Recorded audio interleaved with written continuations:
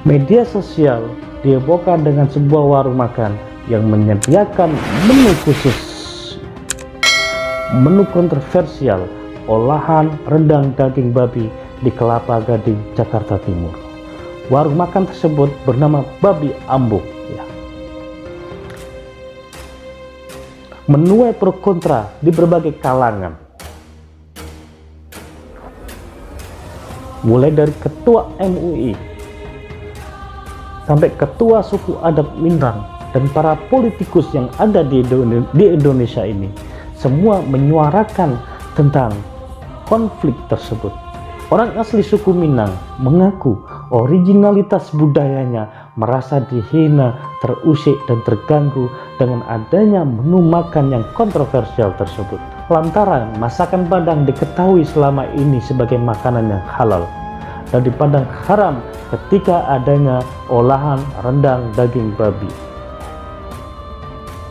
Mungkin maksud sang pemilik adalah tidak ada satupun niat untuk menyinggung ke arah sana. Ini adalah soal sensitivitas perasaan seseorang maupun kelompok adat tertentu.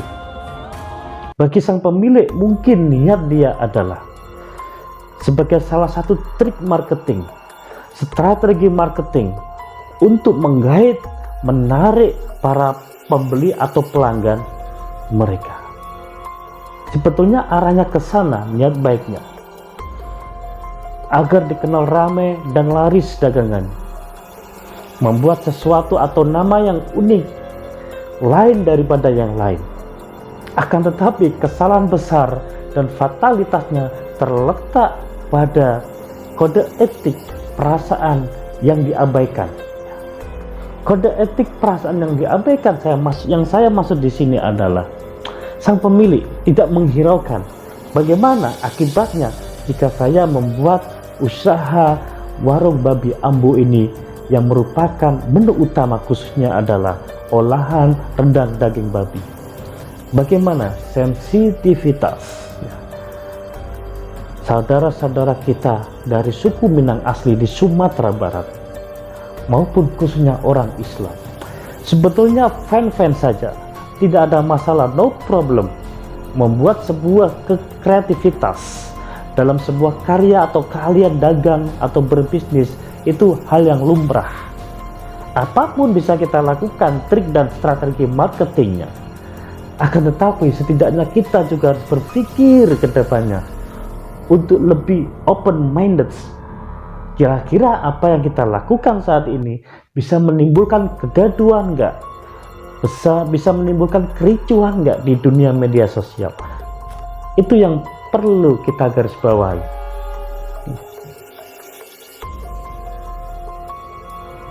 Poin penting yang menjadi titik krusial dalam permasalahan ini adalah sensitivitas, originalitas kaum adat Minang merasa terganggu. Itu saja sebetulnya. Sang pemilik usaha sebetulnya dan seharusnya harus berpikir 1000 kali lagi dalam membuat sebuah kreativitas yang bisa diharapkan tidak sama sekali menyinggung adat, originalitas budaya suku lain, karena ini sangat berbahaya, pasti menimbulkan pro kontra, kontradiktif. Ini bisa dijadikan sebagai contoh bagi para pelaku usaha lainnya di sana. Jangan sampai kita membuat sebuah usaha yang menimbulkan kegaduhan. Oke lah, kita ambil kasus bagaimana yang terjadi dengan Chinese food halal, makanan orang Cina yang halal. Mungkin kalau kita lebih dalam lagi memahami Chinese food halal, bagi sebagian warga awam atau kaum netizen di luar sana yang mempeributkan atau membandingkan antara olahan babi rendang yang dimiliki oleh Babi Ambo dengan Chinese food halal, ini memang agak sedikit perlu uraian yang lebih jelas dan lebih dalam lagi, lebih detail. Mungkin secara objektivitas, secara kasat mata orang melihat Chinese food halal bisa jadi seolah-olah sama dengan kasusnya yang di Kelapa Gading, Jakarta Timur tersebut yang dimiliki oleh usaha Babi Ambo. Wah, Berarti Chinese food halal pun sama dengan kasusnya babi Ambo sebetulnya. Tidak juga demikian sobat, saya katakan tidak juga demikian. Kita harus mengetahui terlebih dahulu sang pemilik Chinese food halal, baru kita tahu fakta dan datanya. Bisa jadi ya, kemungkinan besar sang pemilik usaha warung makan atau restoran Chinese food halal, mereka sudah merubah akidah menjadi seorang mu'alaf, seorang muslim. Nah, ketika mereka membutuhkan asupan kebutuhan sehari-hari untuk bulanan hidup mereka, dan kebetulan mereka mempunyai pengalaman dalam bidang kuliner, memasak tentang makanan Cina, Chinese food, disitulah kemudian diaplikasikan, diterapkan dalam usahanya, dalam memenuhi kebutuhan bulanannya. Kalau orang lagi mu'alaf, apa yang bisa diperbuat gitu loh. Ketika dia memiliki, sebelum memasuki menjadi mu'alaf, memiliki background sebagai sang master chef misalnya ya, sebagai seorang yang ahli memasak, yang mempunyai keahlian kuliner, maka tidak ada salahnya juga diterapkan di dalam kategori Chinese food. Sebetulnya tidak ada salah. Mungkin bisa jadi yang sebelumnya mereka belum masuki agama Islam atau mu'alaf, mereka memakan makanan ya, yang mengandung adat budaya orang-orang Cina, dan ketika mereka masuk Islam, bisa jadi apa yang telah mereka lakukan dulu mungkin ada perubahan, mungkin dari soal bumbunya atau rasanya, bahan-bahan dasar bumbunya itu pasti ada perubahan. Banyak sekali saudara-saudara kita Tionghoa yang melakukan mu'alaf, kemudian membuka usaha kuliner Chinese food halal yang bertebaran di pinggir-pinggir jalan raya atau di kota-kota besar. Kita perhatikan banyak sekali saudara-saudara kita yang Tionghoa bermu'alaf. Nah, jadi kita jangan salah menilai ya. Jangan salah menilai. Nah, bagaimana dengan Chinese food halal? Kan sama kasusnya dengan babi Ambo. Tidak juga 100%. Memang sedikit banyak ada persamaan dalam identifikasi pengertiannya saja. Sedangkan kalau kita gali lebih dalam, lebih detail, bisa jadi sang pemilik sudah mu'alaf dan dipastikan bahan dasar bumbunya yang dipakai dalam kategori makanan Chinese food halal ini adalah semua bahan-bahannya halal. Oke lah, di sini saya cuplikan dua video yang saling bertentangan ya, dua video yang mempunyai versi pandangan berbeda tentang Chinese food halal dan juga masakan Padang dari Sumatera Barat. Pertama, saya akan suguhkan sebuah berita, video yang menyatakan pendapat tentang Chinese food halal berikut ini.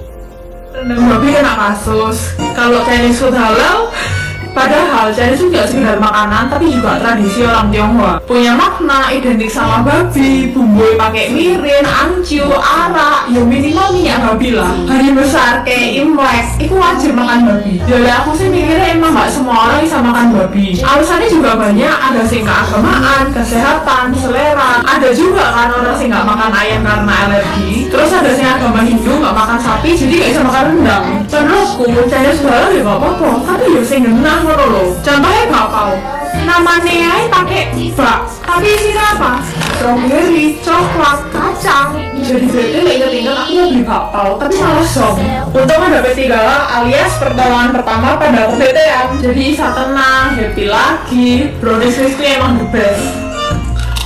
Kalau maneh, bakwan, tapi isinya sayur. Ya nak guli wae wis. Ini jadi mirip kasus Shanghai, tapi gak ono kepiting ya.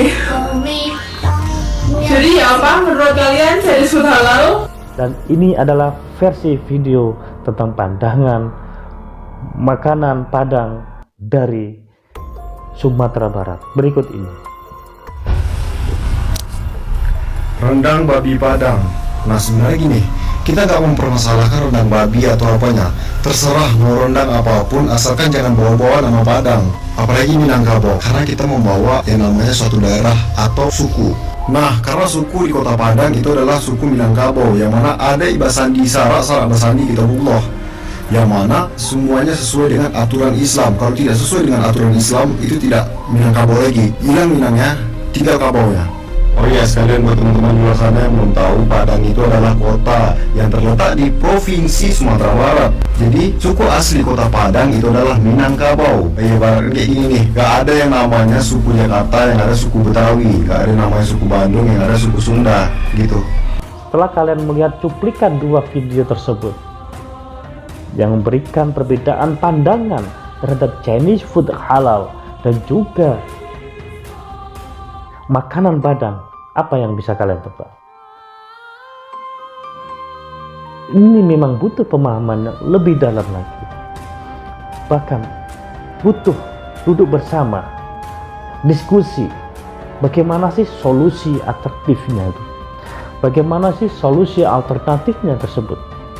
Agar hal-hal semacam ini tidak terjadi lagi di kemudian hari, terutama untuk MUI maupun organisasi-organisasi kuliner atau usaha lainnya. Coba dipertemukan dalam satu duduk diskusi, kemudian dibahas apa sih kode etik yang harus diterapkan bagi pemilik usaha, terutama ketika mereka menciptakan sebuah kreativitas strategi marketing. Maka setidaknya harus ada hal-hal yang harus dihindari, seperti kejadian yang ada di Jakarta ini. Jadi semua tidak ada masalah sebetulnya. Kreativitas yang kita ciptakan di dalam menarik pelanggan atau konsumen maupun pembeli kita ini tidak ada masalah. Semua orang mempunyai kreativitas masing-masing. Tapi sekali lagi, kita harus berpikir ke depannya. Look before you leap. Fakir qabla an ta'zib. Apakah yang kita lakukan ini bisa melukai perasaan kaum tertentu, suku tertentu, atau orang tertentu, agar tidak menjadi bumerang bagi diri kita sendiri ya.